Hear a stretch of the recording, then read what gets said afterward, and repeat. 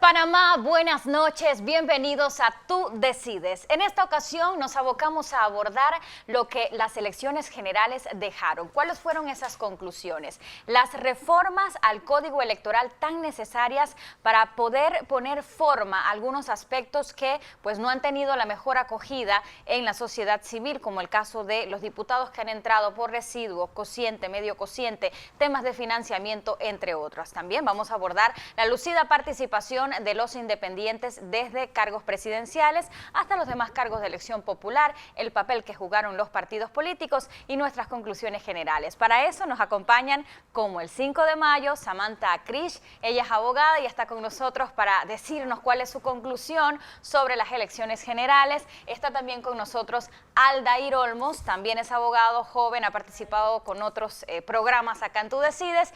Y por último y no menos importante, Rubén Cruz, estudiante de Derecho. Así es que bienvenidos esta noche a Tú Decides. Bueno, y por supuesto vamos a arrancar de inmediato con el primer tema planteado durante esta noche, necesarias reformas al Código Electoral. Muchos hablan después de esta elección general que es necesario hacer cambios. Sin embargo, cuando se discutieron estas últimas reformas, participaron grupos de la sociedad civil, los diputados de las diferentes bancadas, habían allí miembros de candidatos ya que aspiraban o de aspirantes a postulaciones libres. ¿Qué pasa? Que en ese momento las reformas al Código Electoral que se estaban introduciendo no fueron tal vez tan importantes o no tenían la vigencia o no se vio venir esto que sucedió en esta elección general. Hay quienes dicen que se han avanzado, por ejemplo, en temas del reporte del financiamiento. Los diputados tuvieron ya que presentar sus reportes, igual todos los candidatos a puestos de elección popular hasta el 20 de este mes, ponerle tope a los días de campaña. Algunos lo valoran como positivo, otros no, porque dicen que muchos candidatos prácticamente nuevos no tenían el tiempo de hacer los puerta a puerta o los recorridos en el país. Lo cierto es que hay situaciones muy puntuales, como el caso de los diputados que han sido electos por nuestro sistema a través del voto plancha, cociente, residuo y demás, y también que el presidente actual de la República fue aprobado por apenas un 33%, y eso ya toca la puerta de algunos analistas para decir tal vez es necesario introducir en una próxima elección una segunda vuelta electoral. Sin más preámbulos, voy a darle la palabra de inmediato esta noche a Samantha Acrish. Samantha, puntualmente, ¿cuáles son los temas que crees que se deben reformar en esta nueva discusión de unas reformas electorales venideras? Bueno, definitivamente ha sido una experiencia única, ha sido una experiencia diferente en estas contiendas electorales que hemos tenido desde los últimos 30 años que ha tenido nuestro país de república. Si bien es cierto, estoy totalmente de acuerdo con el tema de la segunda vuelta, porque ahorita mismo lo que estamos viendo es un rechazo de 2/3 de la población hacia el presidente electo. Entonces, esto solamente va a causar más apatía hacia la ciudadanía de pensar que su voto verdaderamente no cuenta.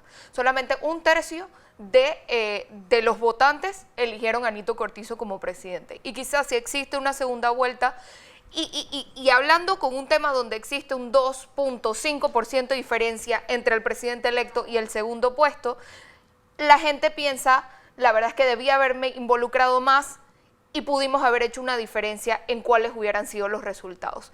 Entonces la segunda vuelta te da la oportunidad de, si ninguno de estos dos era tu candidato, voy a informarme y voy a aportar mi voto a que uno de estos dos candidatos sea el nuevo presidente de la República. Así que la segunda vuelta me parece definitiva. El tema del cociente, medio cociente y residuo fue algo que definitivamente confundió a la población.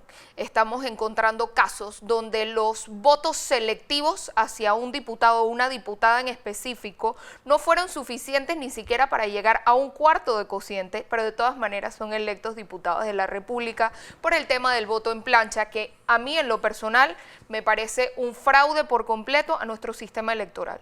Cuando nosotros estamos buscando buenos candidatos, no podemos generalizar de que todos los candidatos de un partido son buenos o son malos. Por lo tanto, el tema de voto plancha solamente aporta al voto desinformado. Entonces pienso que las personas que votan en plancha no es necesariamente porque apoyan a esos 5 candidatos, es porque simplemente están apoyando un partido donde podemos encontrar de todo, lo bueno, lo malo, lo feo. Aldair, voy contigo porque muchos dicen también que más bien el tema de una segunda vuelta pasa a grandes rasgos por una constitución o por un llamado a una constituyente que merece mucha discusión, que tal vez hay unos que pensamos que sí, llamar al 50% o superior al 50% creo que es representativo, pero hay quienes dicen no, porque esto procura el clientelismo en una segunda vuelta, realmente gana el que después logre sumar más apoyos hasta con matraqueos, y algunos miembros de partidos políticos han dicho, yo no estoy de acuerdo con que se introduzca la segunda vuelta electoral, estos últimos 30 años ha sido así, ¿por qué cambiarla ahora? ¿Qué piensas tú de una segunda vuelta electoral? Claro, yo creo que es importante entender cómo se ha manejado el sistema electoral últimamente. Por ejemplo, yo participé en el foro de las reformas electorales en último momento del Tribunal Electoral, y fue interesante que este tema nunca se vio. O sea, no fue un tema discutido, un tema que realmente estaba dentro de la mesa, y lo importante de esto es que nosotros tenemos que entender que esto le da más posibilidades a un candidato de un partido político, como lo que pasó esta vez, que gane. Por ejemplo, no es necesario reformarlo, diría un partido político, porque tengo más chances de ganar si solamente tengo el 30% de la votación o el 30% de la población. Pero lo importante que nosotros tenemos que ver es que la población en general tiene que votar específicamente por el presidente que queramos. O sea, es cuestión de mayorías, y actualmente no siento que hay un presidente de la mayoría. Hay un presidente de la mayoría que votó en su momento versus un voto bastante fragmentado de los que no querían que el presidente actual fuera electo. Entonces, o el presidente electo actual se eligiera. Entonces, este es el sistema que tenemos, pero probablemente no sea un sistema correcto, y probablemente sí tenemos que adentrarnos en la situación, pero siento que no se hace por este temor de ¿qué pasa si lo hago y luego tengo menos chances de ganar? ¿O qué pasa si lo hago y luego entonces mi candidato no es apoyado como yo quiero que lo apoye? Entonces no me veo tan bien frente al sistema electoral, o sea, frente a la ciudadanía. Y creo que ese es el temor que podría generar en muchos partidos políticos. Rubén, ¿sí o no a un balotaje? ¿Qué ves?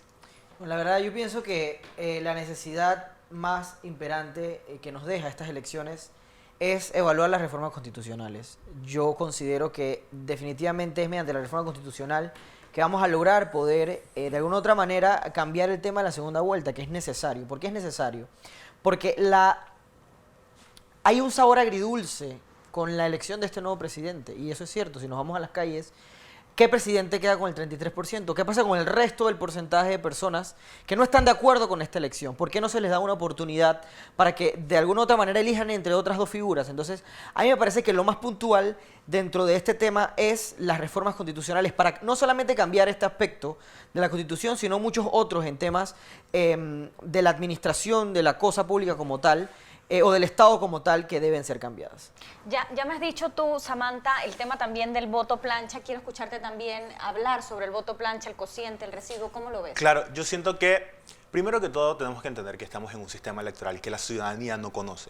Y la desinformación es importante porque el voto plancha no es algo que acaba de salir en estas últimas reformas electorales. Es algo que viene existiendo hace muchísimos años. Que se había eliminado, te agrego, y que se vuelve a agregar en esta última reforma. Entonces, el tema está en que las personas y los panameños no hemos sabido cómo funciona este sistema, y ahora que teníamos este movimiento de no a la reelección, no a los corruptos, y salen corruptos producto del voto plancha, de residuo, del cociente y semicociente, entonces la ciudadanía despierta y dice, oye, está mal. Pero ¿por qué no lo hicieron hace muchísimos años cuando todavía seguía existiendo? Y siento que ahí está el problema de nosotros como panameños y como sociedad, de no entender y no analizar las leyes que rigen nuestro país, y no hacer algo cuando sentimos que está mal. Porque si hubiésemos hecho hace mucho tiempo algo y decir, mira, ¿sabes qué? El voto plancha realmente no sirve y podría generar más corrupción, o podría permitir que más personas que no tienen los mejores fines para el Estado pues queden dentro de un cargo público, eso no existiera hoy en día. Pero lo cierto es que no tenemos como el interés muchas veces los panameños de decir, oye, ¿sabes qué? Esto está mal y voy a hacer algo, y simplemente dejamos que otra persona decida, y es lo que ha generado que hoy en día, producto del movimiento, de nuevo, de ese movimiento de no queremos más diputados corruptos, como son los diputados corruptos, producto de voto en plancha y demás, entonces ahora nos sentimos enojados, nos sentimos, eso está mal, fue injusto. Es que no fue injusto porque se cumplió el sistema. y no estaban allí para discutir cuando se intenta reformar el Código Electoral. Me falta tu opinión también, Rubén, en torno a este tema. Si analizamos, y quería agregar, la mayor cantidad de votos nulos justamente ocurre en los circuitos plurinominales porque hay gente que quiere elegir diputados de diferentes partidos políticos. Si fuese selectivo, fuese así, vamos a decir, a este circuito le tocan 5 curules. Bueno, usted elige los 5 diputados que más le parecen, pero en nuestro sistema no se puede. Usted elige los 5 de un mismo partido político o elige uno solo. ¿Cómo lo ves tú, Rubén? Bueno, específicamente a mí me parece que me parece un tema también de derechos en el tema electoral, porque mucha gente decía, no es justo de que yo tenga que elegir exactamente de un solo partido político. Al final es mi decisión frente a una urna, yo tengo que poder elegir por diferentes personas dependiendo del partido político. Entonces, me parece también que hay un tema de derechos dentro y de nuestro derecho de poder elegir, tanto del derecho del candidato de poder ser electo, en este tema del voto plancha, que de hecho fue mal informado porque muchas personas días antes de las elecciones se enteraron por videos informativos cómo funcionaba el tema del voto plancha. Oiga. Eso es un gran error. Y no solamente eso, el día de las elecciones, el conteo de los votos plancha fue un completo desastre en muchas mesas porque de hecho no sabían cómo contar los votos. Y mucha gente que votaba por primera vez, recuerden esos 56,000 tan importantes. Exacto, entonces aquí vemos dos problemas. Primero, en mi opinión, un problema de derecho no solamente de nosotros al poder elegir o al querer elegir a ciertas personas, sino a los candidatos y de mala información. Pero lo más importante de esto es que yo opino que esto tenía que suceder. Porque esta es la manera en cómo vamos a aprender del error para poder entonces hacer estas reformas. Y ya la ciudadanía se está manifestando, los jóvenes se están manifestando. Me parece que era necesario que ocurriera esto para poder tomar cartas en el asunto e involucrarnos más. Y Samantha, que participen en una próxima reforma electoral. Claro, Yo recuerdo sí. esas discusiones eran realmente pobres, entonces veías analistas adelante diciendo, hombre, se está aprobando esto, es una camisa de fuerza, van a dar solo 60 días y nadie dijo nada, pero ahora entonces nos quejamos. Yo creo que es importante hacer un llamado a la gente de que cuando se va a discutir eso, usted tiene que estar allí, porque si no, le deja la decisión en manos de las bancadas de los diferentes diputados y luego entonces vienen y le echan la culpa al tribunal. Son los diputados los que aprobaron las reformas. Es correcto, o sea, siento que esto ha sido un llamado de atención para la ciudadanía. Creo que el panameño está más despierto a opinar y a ser parte del proceso. Creo que lo dije en el último programa, nosotros no podemos ser espectadores de Twitter y de Instagram y comentar en las páginas populares de videos virales solamente nuestra opinión en ese momento. Eso no aporta. Aporta que la sociedad civil, los profesionales, los jóvenes, los estudiantes, las personas que simplemente quieren un bien por su país participen en los tantos llamados que se hacen, porque la verdad es que se hacen, pero muy pocas personas son las que se paran y despiertan y dicen, ¿sabes qué? Yo tengo que ser parte de esto.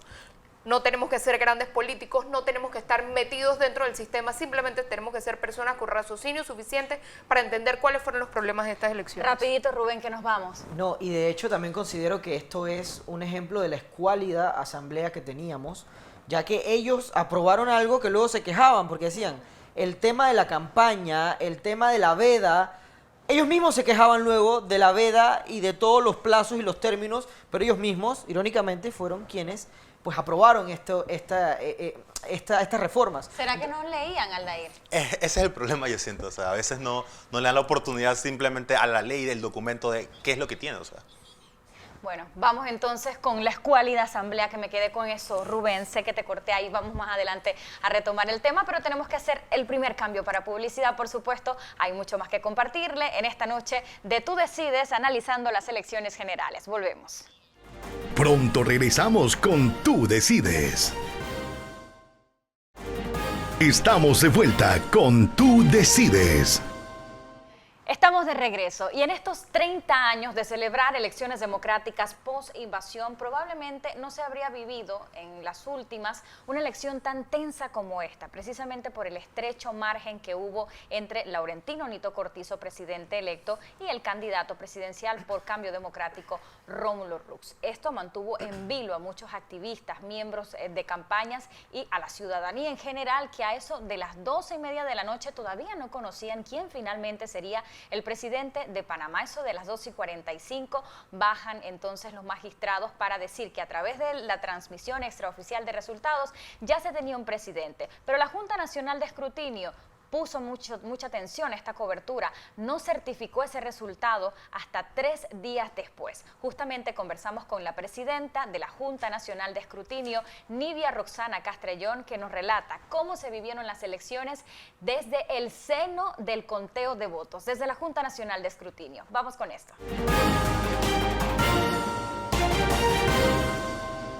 Nivia Roxana Castrellón es la primera mujer que ha presidido la Junta Nacional de Escrutinio desde su creación. Saben ustedes la labor tan sensitiva que tiene la Junta Nacional de Escrutinio en el conteo de los votos de cada uno de los panameños, y ella hoy nos revela esas interioridades, esos detalles que usted no supo mientras se contaban sus votos. Bienvenida, Nivia Roxana Castrellón. Pregunta cajonera para empezar. ¿Puede el panameño en casa estar seguro de que hasta el último voto se contó en esta tan importante y atípica elección? Bueno, yo creo que fue muy evidente que se contó hasta el último voto, porque se retrasó incluso el acto de proclamación presidencial debido a que había 2 circuitos que no habían llegado a Panamá, el 1-1 de Bocas del Toro y el 12-1 de la comarca Nove Buglé. Y la verdad es que Panamá entero aprendió de geografía, porque justo los corregimientos que hacían falta eran los corregimientos de Tolote, de Calobébora y Santa Catalina. Entonces aprendimos que Panamá no es solamente la ciudad ni las cabeceras de las provincias o ciertas regiones, sino que implica un territorio donde a veces ni siquiera los métodos de comunicación satelital nos podían ayudar a ubicar actas. Este proceso atípico e histórico ha generado naturalmente algunas dudas, pero principalmente los panameños estuvieron en ascuas esperando esa llamada que generalmente se hace eso de las 7:30 u 8 de la noche, pero que en esta ocasión, después del TER en el Tribunal Electoral, se hizo a la medianoche. ¿Hubiese estado usted en el lugar del Tribunal Electoral y usted hace esa llamada sabiendo lo estrecha que estaba la elección? ¿Cómo apreciaron ustedes ese acto de la transmisión extraoficial de resultados desde la Junta Nacional de Escrutinio? Bueno, yo le puedo hablar como Nivia Roxana Castrellón. Yo lo que le puedo manifestar es lo siguiente.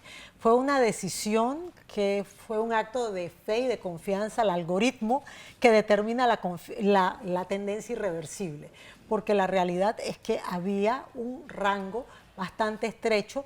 Cuando uno veía eso porcentualmente, cuando lo veías en votos, sí, es mucho más, eran más de 46.000 votos, pero al final del día, lo importante de todo esto es que el TER, que como su nombre lo dice, es una transmisión extraoficial de resultados, lo que le da al ciudadano es, de alguna manera, un atisbo a quien pudiera ocupar la primera magistratura del país.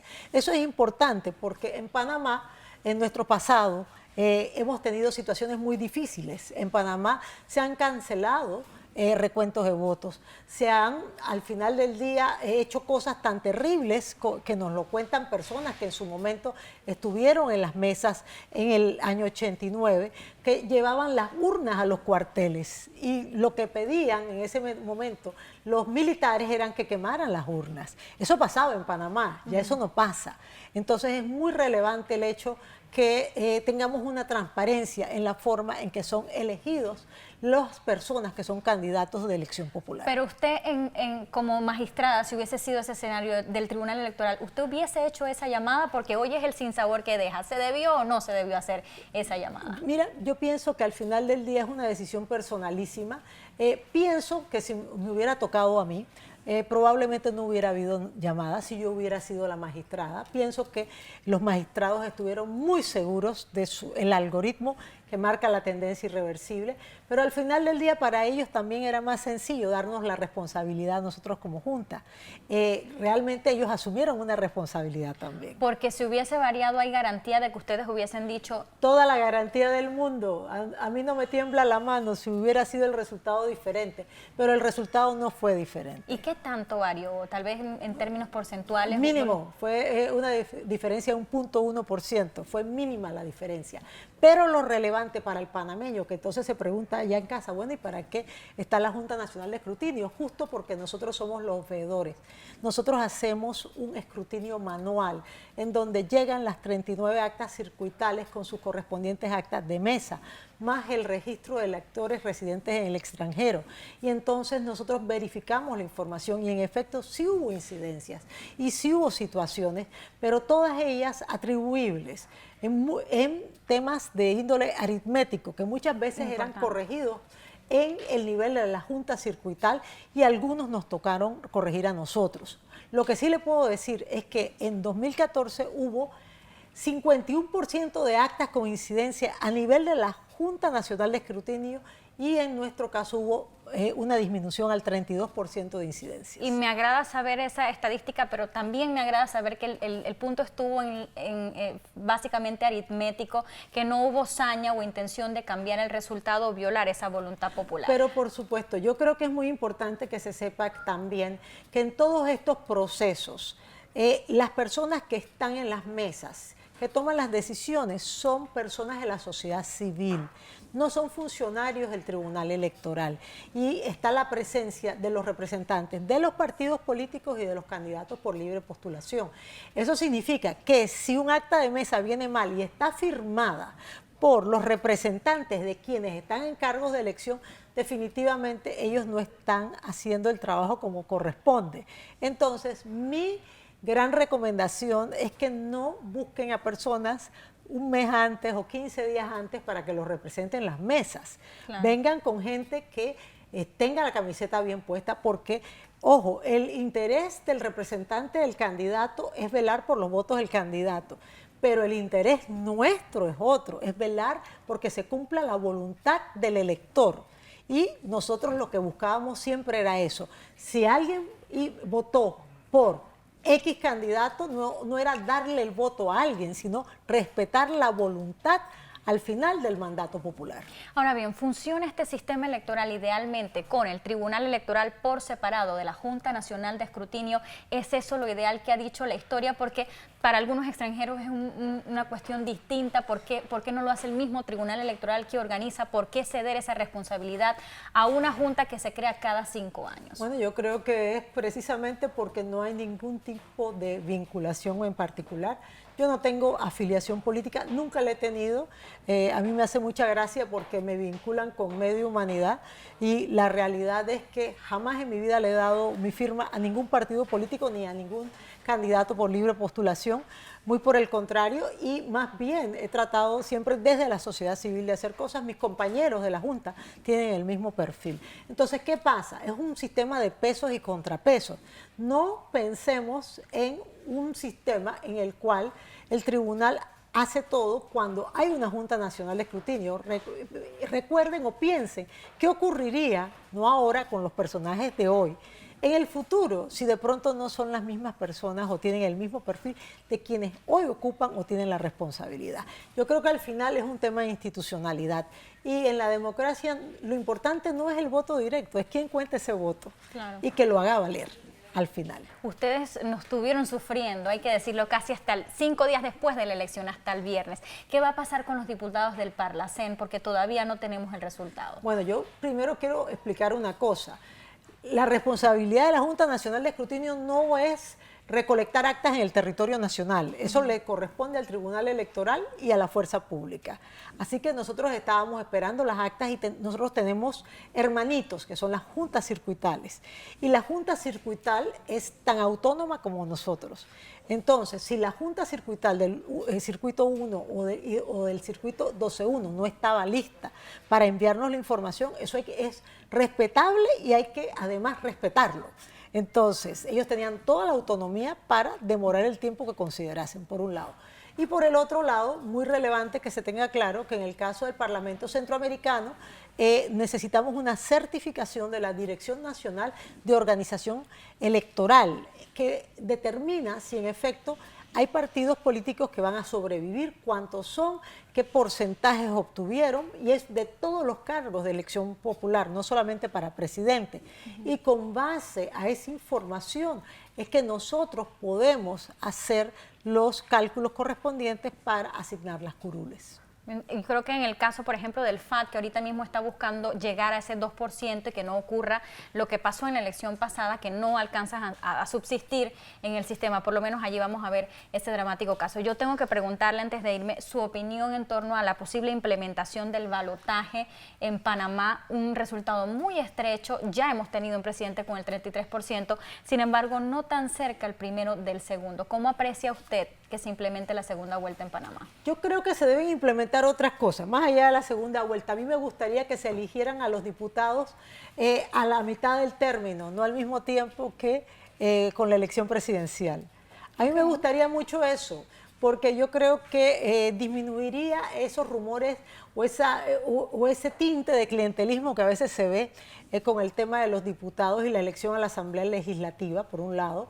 A mí me gustaría también que se piense que efectivamente en el tema de la presidencia se busquen esas mayorías, pero eso es una decisión de la Comisión de Reformas Electorales, que a su vez tiene que presentarlo a la Asamblea. ¿Puedo estimar que por ahí entonces van las recomendaciones de la JN para el Tribunal Electoral? Nosotros tenemos que reunirnos porque nosotros somos un cuerpo colegiado, autónomo e independiente. Eso significa que son decisiones grupales y una vez son tomadas todos viramos hacia una misma dirección. Entonces no es un tema que hemos considerado ni hemos discutido, pero al final del día es un tema que como ciudadana pienso que de pronto lo tenemos que considerar. A ver, pero igual, históricamente, el único caso donde hubo un resultado de más del 50% en era democrática fue con la elección del señor Ricardo Martinelli.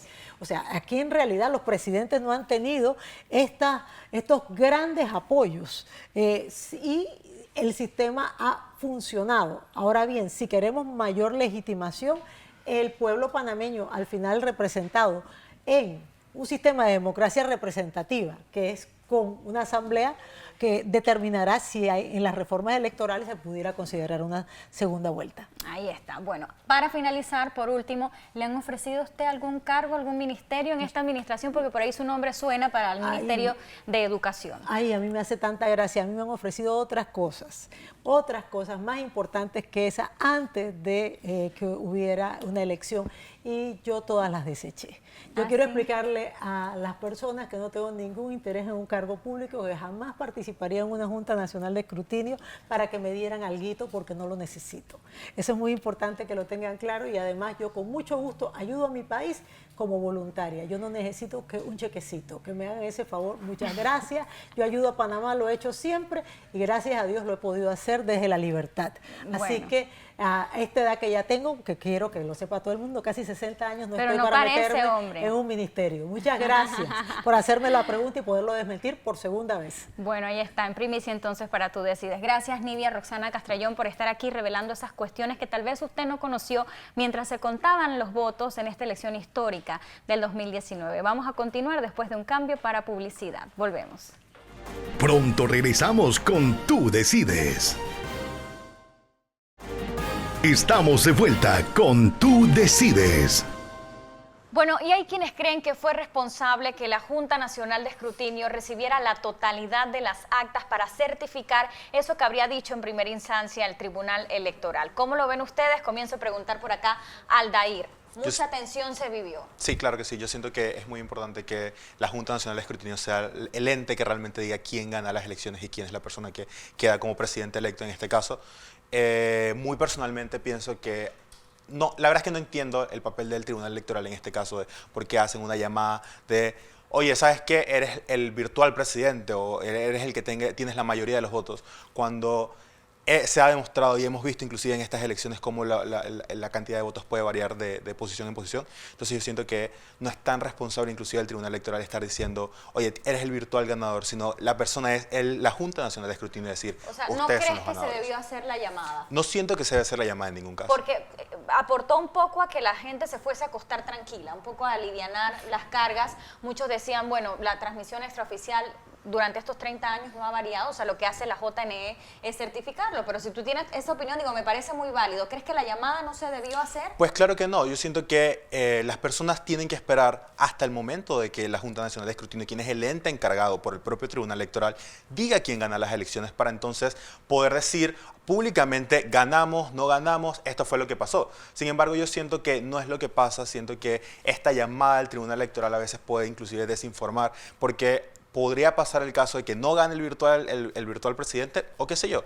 Yo sé que el Tribunal Electoral toma sus medidas para hacer la llamada, tienen que esperar hasta que haya una tendencia irreversible. Exacto.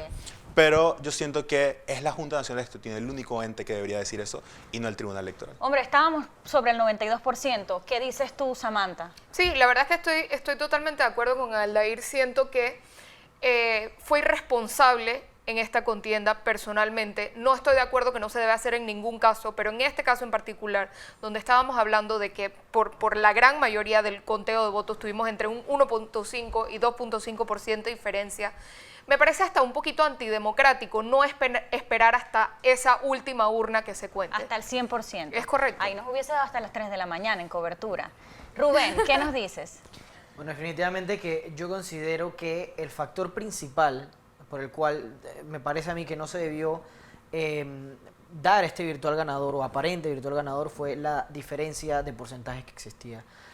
Sobre todo porque aún nos deja en un limbo de saber qué sucedió, porque 3 días después la Junta Nacional de Escrutinio da este veredicto. No queremos satanizar a la Junta Nacional de Escrutinio, me parece a mí. Sin embargo, todas las personas o todos los panameños merecemos el mínimo respeto y cuidado con este tema, porque es las elecciones de un país. Entonces me parece que el asunto se debió manejar de una manera un poco más, hilar más delgado sobre el tema, dar una explicación. El Tribunal Electoral pues debió, en conjunto con la Junta Nacional de Escrutinio, de alguna manera ratificar una decisión en conjunto para que se extendiera un poco más la decisión hasta cuando las actas ya estuviesen en su mayoría contadas. Eso le da una tranquilidad quizás un poco más amplia al pueblo panameño y no tanta incertidumbre que se vivió por todos esos días, porque es un tema bastante delicado, ¿sabes? No estamos contando cualquier cosa, estamos contando, digamos, el futuro de nuestro país. Bueno, a mí me encanta escucharles decir esto porque primero recuerden que los jóvenes eran los votantes más importantes de esta elección, lo van a seguir siendo. A la postre vienen muchos más muchachos que van a sumar a ese gran porcentaje de 18 a 30 y porque a través de las opiniones de nuestros panelistas nosotros podemos palpar qué es lo que está comentando la gente, no solo a través de las redes sociales, sino en sus casas. Vamos a seguir entonces abordando un poco más, entrándonos o adentrándonos un poco más a los resultados numéricos de esta elección. Hablemos de la participación de los independientes y de los partidos políticos. La mía muy personal es que a pesar de que todavía alrededor de un 73% encuentra, sumando todos los votos de los candidatos partidarios, la mejor opción en candidatos que vengan de una estructura partidista, no es menos importante que un hombre sin partido haya logrado sumar más de 360.000 votos, un 20% que casi le vale un partido político que sin publicidad en medios de comunicación tradicionales, que prácticamente se ha despertado por el descontento social que abarca no solo a la población juvenil, sino también al obrero en general, a muchas personas que definitivamente sienten ya estar cansados de que elección tras elección no hayan cambios. No deja de ser menos importante que este hombre haya logrado ser el líder de esta masa y que les haya sumado y que incluso pueda hacernos pensar que en una próxima elección podría correr con mejor suerte. ¿Cómo lo ven ustedes? ¿Por dónde empiezo, Rubén? Voy contigo. Me parece que definitivamente este era el verdadero líder de la oposición. Por años en nuestro país el poder se ha dividido entre los mismos partidos políticos, pero este año me parece que este hombre marcó un principio en la verdadera y marcada oposición que está cansada de más de lo mismo. Entonces, esto es lo que realmente diferencia lo que tú comentas del descontento versus el tema de los partidos políticos. Ojo, nos queda de elección dos cosas. Primero, ¿existe un descontento? Sí hay un descontento. Dos, ¿son necesarios los partidos políticos? Vemos que sí son necesarios los partidos políticos porque es la estructura de los partidos políticos que hacen llegar a, digamos, a los dos candidatos que quedaron de primero y segundo lugar a este nivel.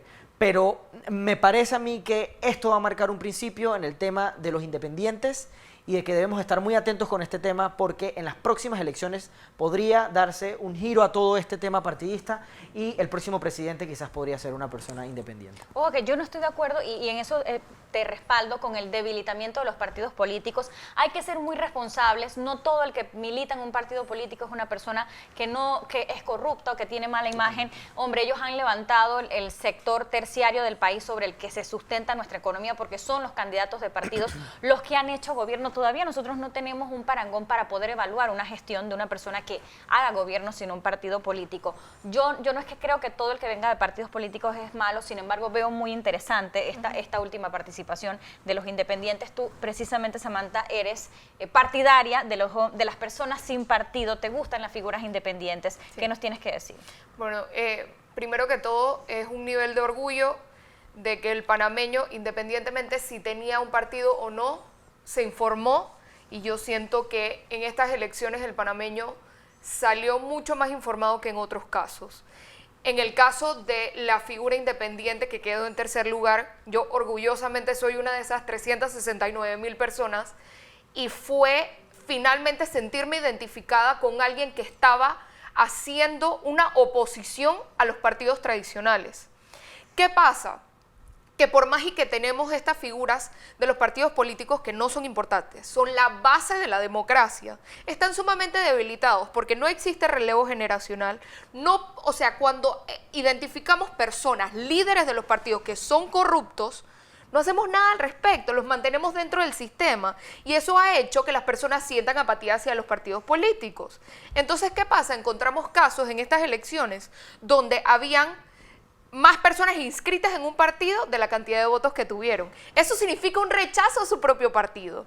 Entonces existen, bueno, con los votos de Ana Matilde y los votos de Marco Amelio, estamos hablando de casi 500,000 de personas que decidieron votar independiente. Eso es una oposición clara de parte de los panameños a decir basta ya. Y en la asamblea lo vemos también. Teníamos una diputada independiente, ahora tenemos 5. Esto ha sido unas elecciones históricas, definitivamente. Y tocas un punto interesante. Ya te doy la palabra, Rubén. Quiero escuchar a Aldair, porque dices, y es muy cierto, ¿qué pasó con el FAD, por ejemplo? El FAD ni siquiera ha logrado actualmente subsistir o pasar esta elección. Le pasó lo mismo que en la pasada. No logran su subsistencia en el sistema porque no alcanzan siquiera el 2%. Asimismo, Marco Amelio, que sumó gran cantidad de votos y que al final se cuela en una de estas casillas, no alcanza siquiera el punto. Creo que ahí definitivamente hay algo. Aldair. Yo siento que el papel de los independientes de los partidos políticos tiene una relevancia muy importante dentro del sistema de democracia. En el tema del FAD, por ejemplo, es importante entender que muchos partidos políticos lo que hacen grandes ferias de inscripción, pero no por las razones correctas. Y creo que lo importante de un partido político es que las personas entiendan cuáles son las razones correctas de inscribirse a un partido político. No es porque mi mamá está en un partido, no es porque mi familia está en un partido, o porque me pueden dar dinero o algo para mi familia. Es porque realmente yo creo en las instituciones y creo en las ideologías dentro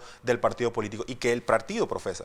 Entonces yo creo que esa fue la situación principal que a muchos partidos les ha pesado, y no solamente el FAD que decimos, sino varios partidos políticos. Bueno, el panameñista no sacó ni su piso. Exacto, también. Entonces tenemos que ahí analizar cómo es que se está inscribiendo las personas a los partidos políticos, y no solamente eso, sino entender que el panameño en esta ocasión ha sabido informarse, y no informarse en el sentido de por quién voy a votar, sino saber las campañas, saber las propuestas, saber qué bien o mal ha hecho su partido político, y en ese sentido se vio reflejado dentro de las elecciones, que era un punto importante que en estas elecciones se daba y antes no se daba, que los independientes, las personas que no tenían partido, yo siento que antes no se sentían identificados con ninguno y preferían no ir a votar, o votar por cualquier persona, o no votar por un independiente. Hoy en día vimos que se sintieron identificados por esa figura de este tercer candidato que quedó dentro del 20%, se sintieron identificados como una persona que realmente podía darles ese cambio que ellos querían, ese cambio de no partidos tradicionales, y eso fue lo que generó que salieron a las calles y salieran a votar. Ahora, Aldair, con este resultado y para cerrar este bloque, ¿deberían entonces los independientes crear una coalición o un partido sumando a estos sectores, o crees que ya pasaría a ser más de lo mismo? ¿Qué crees que deberían hacer para que tengan un mejor resultado en el 2024? Justo esto era lo que estaba analizando hace poco, y es que realmente si sumamos, digamos, todos los votos independientes, hubiese sido la pelea para el primer puesto, o sea, para el próximo presidente. Sin embargo, yo pienso que la oposición o la verdadera oposición de la que hablamos vota por independientes específicamente por todo el arrastre que tienen los partidos políticos y por ciertos lineamientos que no están de acuerdo cómo se ha llevado la administración del país en su momento. Entonces me parece que en lo personal considero que no es la mejor opción quizás crear un partido. No considero que sea la mejor opción, porque de hecho es por eso... Samantha, never. Y es por esto que las personas votan por los independientes, porque son personas que no tienen un lineamiento o digamos un arrastre dentro de una estructura política. Entonces yo considero que debería mantenerse como es, porque de ser así quizás podrían perder bastantes simpatizantes. Bueno, yo haciéndoles un resumen, creo que la mayor lección para los partidos políticos es que si quieren no escribir en esta ocasión el epílogo, sino el inicio de una nueva página de la vida partidaria, tienen que echar adelante a figuras nuevas. La vieja guardia, aquel que tiene una imagen con mucho lastre, que se le juzga de corrupto o que la población siente así, la verdad es que hay que echarlos atrás, hay que sanear estas estructuras, se necesita una reingeniería de los partidos sin sacar a ninguno para que puedan seguir teniendo los resultados que obtuvieron en esta elección en las próximas elecciones o en las elecciones venideras. Vamos al cambio, volvemos con mucho más. Pronto regresamos con Tú Decides. Estamos de vuelta con Tú Decides. Seguimos esta noche de Tú Decides, seguimos por supuesto abordando lo que ha ocurrido en estas elecciones generales. Vamos a hablar ahora de la composición de la Asamblea Nacional de Diputados, es otro de los ítems por estos días. Comienza la fiesta de impugnaciones, hay diputados que pues están impugnados, muchas personas quejándose de que pensaban que algunas personas se habían quedado, que el movimiento no a la reelección había pegado fuerte, pero que el residuo, el cociente y el medio cociente rescató a varios señores. ¿Cómo está compuesta la Asamblea Nacional de Diputados y a su criterio funcionó o no funcionó el movimiento no a la reelección? Samantha. Sí funcionó, claro que sí funcionó. Quizás no funcionó a la magnitud que nosotros nos hubiera gustado, pero sí funcionó. La verdad es que comparativamente hablando con los diputados que querían reelegirse con los que en verdad quedaron, o sea, incluso yo tenía expectativas, bueno, no expectativas, yo tenía pensado resultados diferentes. Así que estoy muy contenta al nivel que se dio.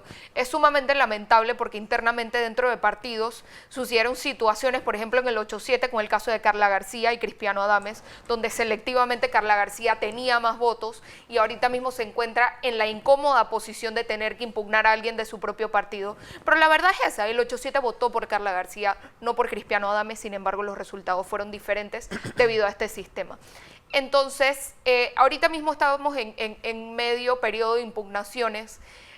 Pienso que eso es otro de los temas interesantes, el tema de la excesiva fianza de $25,000, que ha costado que muchos candidatos también no puedan pagar una impugnación con todo derecho y con el mérito, y está el caso también de la candidata diputada Rosemary Barrios, si no me equivoco, que ella también tuvo la mayor cantidad de votos selectivos en todo el circuito, sin embargo no fue proclamada como diputada de la República. Existen tantas situaciones como esta que han causado un descontento. Hace unos días yo estuve pasando por la calle 50 donde vi 4 candidatos a diputados que también tenían una cantidad súper elevada de votos selectivos y estaban pidiendo donaciones al pueblo panameño para poder pagar sus fianzas. Entonces, ¿verdaderamente estamos hablando de un sistema justo? Estamos hablando de personas que están siendo representadas cuando tú no tienes $25,000 de más que te sobran cuando terminas en campaña. Es un caso interesante. Vamos contigo, Rubén.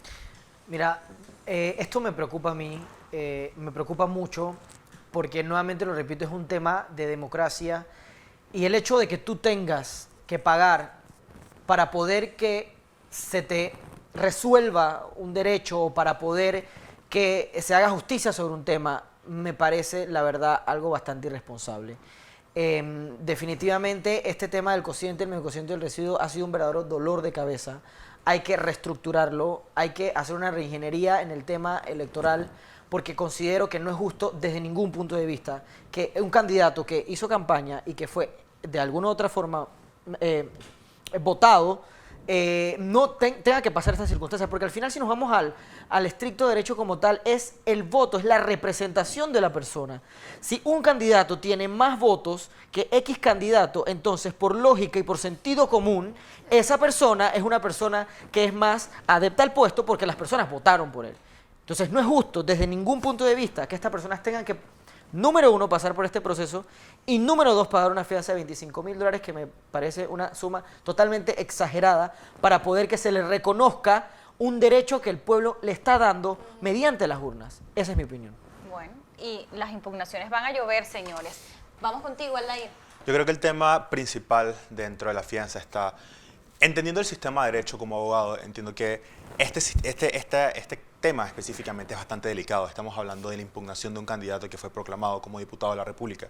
En este sentido, yo entiendo el tema de la fianza, pero concuerdo con mis compañeros. Es totalmente elevado, es inaccesible para muchísimas personas. Y yo me pongo desde la posición de, hay muchos candidatos independientes inclusive que no tenían el dinero para hacer una campaña política de $25.000, $50.000 para poder quedar electos. Ahora tampoco van a tener la misma cantidad de dinero para poner una fianza en algo que yo siento que es totalmente estatal. O sea, es algo del pueblo y para el pueblo y es para nosotros. Entonces yo siento que tenemos que tener la posibilidad de, bajo cualquier circunstancia o esfera social o dinero que tengamos, poder poner una fianza y poder poner una denuncia de cualquier tipo de irregularidades, y si en el caso hay que poner una fianza, pues que no sea tan elevada, de $25.000, $50.000 solamente para poner una impugnación por algo que realmente siento que no es necesario, en el sentido de es un cargo público y es para todos. Y creo que tengo que tomar un poquito lo que estabas iniciando cuando hablábamos del tema de la composición de la Asamblea actualmente. Hay un tema muy importante ahí, es que se dice, bueno, la mayoría es oficialista y por eso, bueno, las decisiones del PRD pues pueden pasar. Muchas personas están apostando a que eso suceda hoy en día. O sea, está hecha la gobernabilidad. Exacto. de Laurentino Cortizo. Yo siento que esa mentalidad es incorrecta. Nosotros no podemos pensar qué es lo mejor para el PRD. Nosotros tenemos que pensar qué es lo mejor para el país. Y si lo mejor para el país es que la bancada del PRD se tenga que dividir entre los que están a favor o en contra de una ley, pues que se haga. Pero no podemos seguir teniendo esa mentalidad de quién tiene más poder en la Asamblea o quién tiene más poder dentro de un sistema gubernamental. Tenemos que pensar en qué posición o qué situación es la mejor para el Estado y para los panameños. Y yo creo que cuando dejemos esa mentalidad de poder y la cambiemos a poder trabajar para los panameños y a favor de los panameños, es que vamos a hacer un cambio real. Entonces me decepciona un poco porque sé que existe todavía esa mentalidad de el poder actualmente es el PRD, el presidente es PRD, la mayoría es PRD, pero yo no siento que eso es lo que tenemos que estar pensando actualmente. Y de hecho, para lo ideal es que hubiese un contrapeso y no que pues, el presidente se sentase cómodamente. es la crítica principal que hacen las personas que votan por independientes, por ejemplo, el sistema político. Y es que dicen, si yo voto por un independiente, esta persona de alguna u otra manera no tiene que responder a una bancada como tal.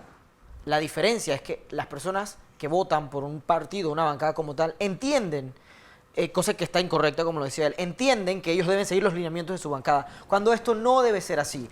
Este es otro descontento que surge por parte de la población al votar por independientes.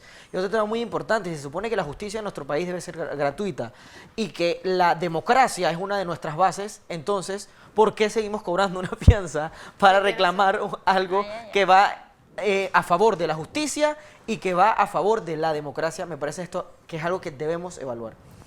Entiendo perfectamente ambas posiciones. Yo también soy abogada, estudié muchísimo las reformas electorales. Sin embargo, tenemos que ir a los principios de derecho. Y la verdad es que el derecho panameño se divide en privado y se divide en público. Nuestro código electoral está regido bajo el derecho público. ¿Qué quiere decir eso? Que nosotros no deberíamos estar hablando de dinero en estos casos. Nosotros deberíamos estar hablando de que esto es un sistema de justicia y cómo nosotros podemos ver que existe verdaderamente justicia cuando no hay igualdad de oportunidades. No hay igualdad de oportunidades porque, si bien es cierto, no todos los candidatos tienen la misma cantidad de fondos. No lo recibieron a la hora de su candidatura, no tienen la misma cantidad de fondos y tampoco lo tienen a nivel personal. Entonces aquí es donde suceden este tipo de movimientos y transacciones que son sumamente cuestionables, y yo quiero saber, porque es algo que la verdad no he investigado a mayor fondo, si los candidatos tienen que justificar esos $25.000, porque existen candidatos independientes que lograron llegar a una curul teniendo menos de $25.000. Entonces ahí estamos hablando de ellos verdaderamente, estas personas que están impugnando, que con justa razón o con no justa razón, ellos tienen que decir de dónde sacaron estos $25.000, a diferencia del resto de su campaña. Entonces son tantas cosas que yo siento que hemos dejado por alto, y ahora es es hora de que nosotros nos involucremos y entendamos un poquito más qué es lo que está sucediendo. Y son unas molestias innecesarias donde no tuviéramos que estar en este proceso si hubiéramos hecho las cosas bien desde el principio. Me gusta y me quedo con eso. Y para concluir, quiero pedirle a cada uno pues que haga una conclusión final de lo vivido, de los puntos más llamativos que dejaron estas elecciones generales. Comienzo entonces con el desarrollo de Rubén. Bien, rescatando todos los temas conversados el día de hoy, me parece que un punto muy importante que quiero rescatar es el tema de las impugnaciones. ¿Por qué me preocupa tanto este tema? Porque dentro de todo el sistema político ya está estructurado, las elecciones ya se dieron y pues muchas personas, algunos salieron, otros no salieron. Sin embargo, lo que no podemos pasar por alto es una injusticia.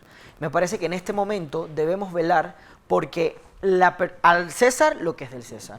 Y las personas que tuvieron su inversión, no solamente en tiempo y en dinero, en las elecciones se le reconozca y que el pueblo panameño, los electores que votaron por esa persona, también se le reconozca. Así que me parece que dentro de todo es muy importante en este momento velar, uno, porque se haga justicia en estos temas y dos, porque pues sigamos dándole seguimiento a todos estos temas, tanto en el legislativo como en el ejecutivo. Gracias al pelado Rubén por esa conclusión. Ahí te hice tu publicidad para tus seguidores. Para Instagram. Samantha, ¿qué cambiarías? Bueno, creo que las reformas electorales necesitan mucho cambio, hay que pulirlas, hay que ser partes del proceso, como dijiste en su momento, hay que aprender de los errores para que tengamos una contienda más justa. El tema de la veda electoral, entendí el propósito, en muchos momentos la compartí también, sin embargo tenemos que ser más metódicos en qué verdaderamente comprende la veda electoral. Siento que el panameño hace 5 años se sintió sumamente abrumado por la cantidad de basura que existía en las calles por la propaganda política. Las regulaciones que tomó el Tribunal Electoral definitivamente fueron muy beneficiosas, sin embargo, le quita oportunidades a candidatos que están tratando de entrar en la política, específicamente a los independientes que no cuentan con recursos para hacerlo. Entonces, la veda electoral pienso que no debería comprender caminar, conocer al pueblo, aprender, escuchar al pueblo panameño, porque si bien es cierto, ningún candidato llega al puesto sabiéndolo todo, y para ello es necesario aprender a escuchar a la ciudadanía panameña, especialmente los circuitos que ellos comprenden, para poder legislar en beneficio de ellos. Y esto no es solamente a nivel de diputado, esto sucede a nivel de alcaldicio, representante, incluso presidencial. Así que pienso que debemos regular muy bien la veda y saber de que para poder llegar a ser un candidato tenemos que escuchar más de lo que tenemos que proponer. Proponer es asumir que sabemos todo, escuchar es saber de que existen tantas posibilidades para hacer un bien para el país. Gracias, Samantha. Aldair, ¿qué cambiarías tú? ¿Qué lección deja esta elección? Claro, yo siento que lo primero que tenemos que cambiar es la mentalidad de nosotros como panameños y es lo más importante que tenemos que hacer. Siento que estas elecciones, como lo hablábamos el 5 de mayo justamente, nos iba a dar una lección, creo que la elección fue bastante grande, creo que la elección realmente sirvió de ejemplo de panameño, tienes que salir a las calles, tienes que estar más interesado y enterado de todo lo que está pasando. Entonces creo que eso es lo más importante que podemos ver hoy en día.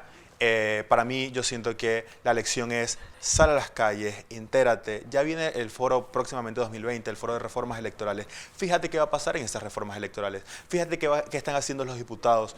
Me causa mucha curiosidad que antes se veían 5 o 10 personas cuando se iban a aprobar un proyecto de ley que no era beneficioso para el Estado, y 5 o 10 personas simplemente iban a la Asamblea. A veces iban más, pero no eran ni siquiera para temas importantes de Estado. Yo siento que ahora es justamente donde inclusive cualquier ley pequeña pues tiene que ser la mira y el foco para todos los panameños y digamos, oye, ¿eso realmente es beneficioso?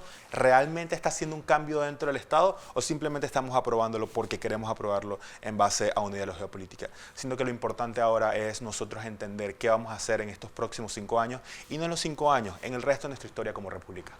Me gusta que llamas una movilización y en eso han coincidido ustedes en otras ocasiones, porque mucho juzgamos, y tenemos que decirlo, hacer un mea culpa, mucho decimos en las redes sociales y fomentamos, creamos hashtag, hacemos una discusión, nos hacemos trending topics y somos parte de esa sociedad 2.0, pero a la hora de asistir a una discusión pro reformas electorales en la Asamblea o de llamar a una convocatoria en las calles, la verdad es que son 25 gatos. ¿Dónde está la gente que está comentando en las redes sociales que se dice estar atenta punto a los temas o a los grandes temas de discusión nacional o de país porque no se ven. Yo creo que lo que hay que hacer es dejar la pereza, salir un poco de las redes sociales, dar un pasito más allá y sumarse, participar para que su opinión verdaderamente cuente. Está bien hacerlo en las redes, pero deje un poquito la comodidad, vaya y salga y hágalo, exprese su punto de vista y pues salga para que su opinión verdaderamente cuente. Quiero agradecerles entonces Samantha Krish, Rubén Cruz y Aldair Olmos por estar en esta nueva ocasión con nosotros. De verdad que Tú Decides ha sido